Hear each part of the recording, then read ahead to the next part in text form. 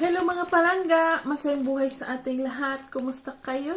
For today's video ay meron akong unboxing.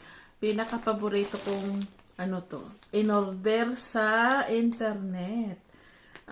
Nag-order kasi ako nito kasi mahirap siya hanapin dito, yung ganitong klase. Tapos yung kailanganin ko din is wala dito sa tindahan. So, in-order ko siya sa internet. So, kahapon lang siya dumating. So, ngayon, unboxing ko na siya.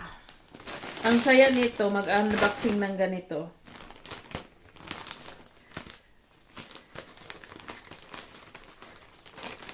Meron kasi akong tinatry na gawin. Tapos, wala akong nung kailangan. So, in-order ko lang siya.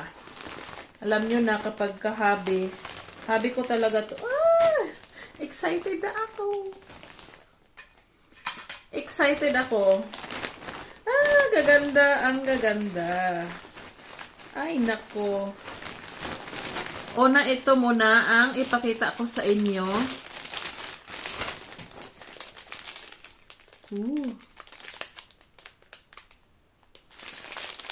Charan.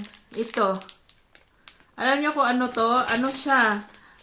Yung sa teddy bear, mga teddy bear. Ang saya. Ay! Nahulog na. Ayan, siya. Ayan. Mata ng teddy bear. Pero hindi ako hindi muna ako magagawa ng Tapos tignan nyo yung kulay. Saya. Ang saya, promise. Ang saya-saya ko. Ganito kasing klaseng yarn ang gagamitin kapag magawa ka ng stuffed toy, ganyan. So, umorder ako kasi wala akong makita dito sa tindahan. Yan, anong tawag nito? Lilac or lavender, yun ba yung tawag dyan? Tapos, my favorite color. Tapos ito, ano pala to tawag nito? Caramel. O diba? Caramel. Tapos white. Ito lang muna kasi medyo mahal ang ganitong yarn. Mahal siya. So, hindi ako order ng, as in madami kasi mag-try lang naman ako ng ng naisip ko. Tapos, meron pa ako isang kulay. Ito gray siya, light gray siya ang kulay niya. So, ito lang ang aking unboxing. Ang paborito kong mga yarn. Ayan.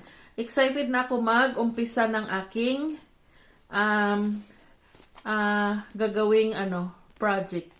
Ang saya. Ayan Ang lambot niya as in, ganyan.